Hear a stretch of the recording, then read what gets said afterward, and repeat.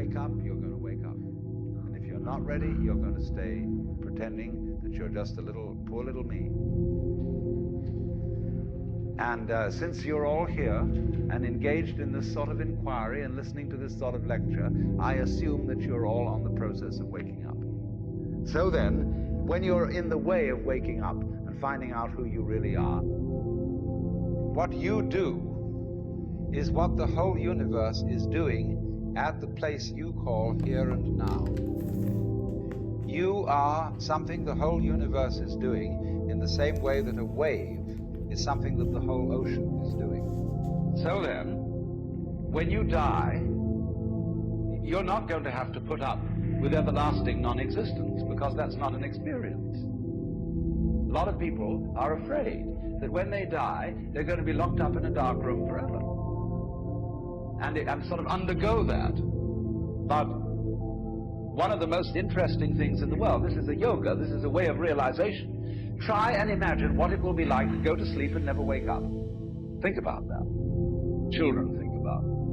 What will it be like to go to sleep and never wake up? And if you think long enough about that, something will happen to you. You will find out, among other things, that it'll pose the next question to you.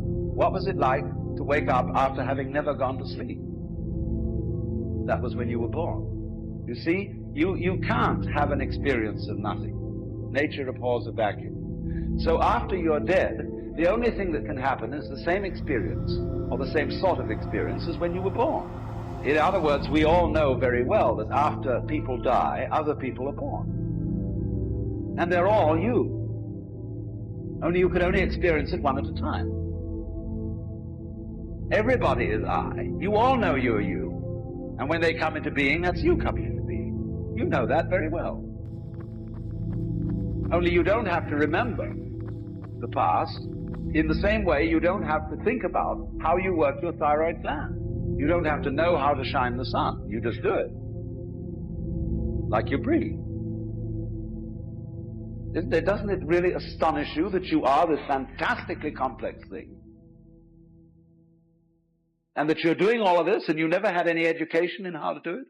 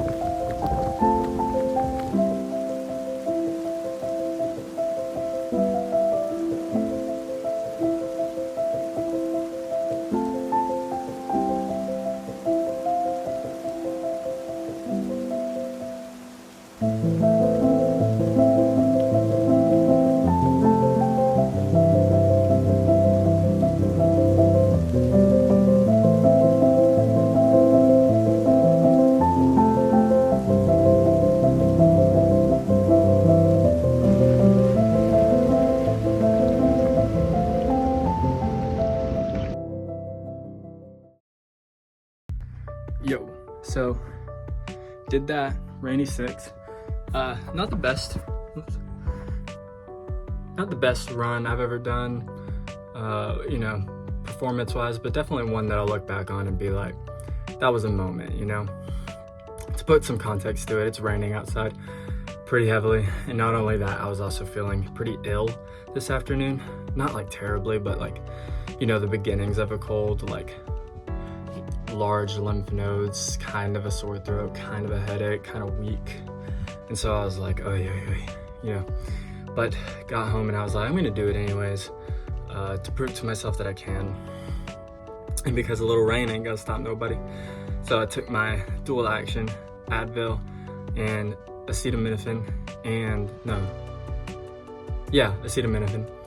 and went out there and freaking did it, and stopped to record some videos along the way, as you saw. But point is, I was trying to show myself that I can do it, and honestly I was trying to show you that you can too. You know, that it's supposed to be motivating watching these videos. Don't let the rain stop you. Running in the cold rain, you know, not for the wise, but it is for the dogs. You know what I'm saying? So go be a dog. I would suggest not wearing a hoodie and sweatpants. It got pretty dense by the end of it. I was wearing like ankle weights and a weighted vest and stuff. I added like 10 pounds, so it got pretty tiring, but go do it. Go run in the rain. Show yourself that you can do it. Be a beast, be a dog. Might not be smart, whatever, who cares? It's a mental thing.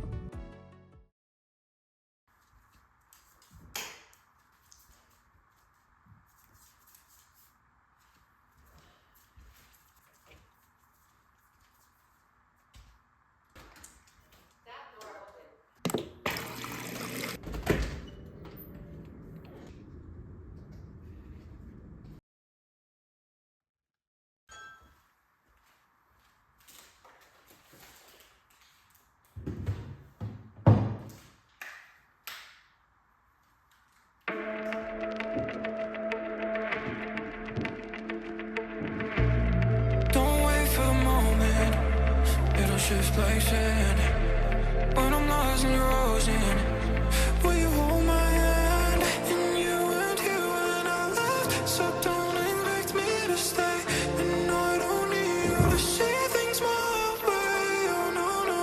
But if you're there when I call, then I won't fight you at all. Let's just forget all the pain we left in our way. So I'll wait for the sun to melt. Permafrost around my brain, shell-shocked in the trenches, I'll stay dry. What should I wait for? I truthfully am so embarrassed by my deadlift. I cannot figure out how to just press it up instead of locking out my hamstrings first and then lifting with my back. Can't do it. I tried the rep that I failed earlier. I tried to just press it up, but I couldn't move it at all. So I don't know, something's going on. I need to fix something, but I'm not giving up. As embarrassing as it is to not be able to deadlift properly at such a low weight, I'm not giving up. One day I'm gonna do it. One day I'm gonna get it, and you're all gonna be there to watch. What should I wait for? Smoothing away the creases, even in my sheets, all the fight for what? Wouldn't call a ceasefire, so I will approve my desire. 'Cause you only call the grass green, messing on that fence. And you always kept your hands clean, bloodstains on my bed. So why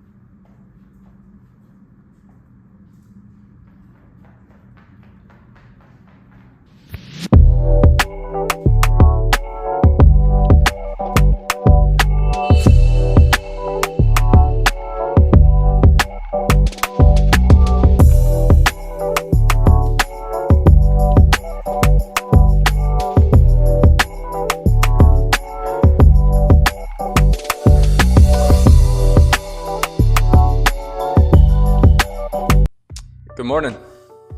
Half marathon training is going pretty swell right now, pretty unencumbered, you could say, which I think just goes to show that, hard work and consistency pays off, because I've noticed a drastic increase in my endurance, my ability to handle high mileage runs. I did a 9-miler and then a 6-miler and then a 6-mile tempo. And a month ago, I probably would have cried looking at that schedule, but I did it and I was like, bring it on, It was easy. I felt like it was like, I enjoyed it. I remember literally doing that 9-mile run, which I think was in the last video. You can look at it right here. And got home and my wife was like, how was it? And I was like, I really enjoyed that. So I think I'm getting to the point where maybe I enjoy running.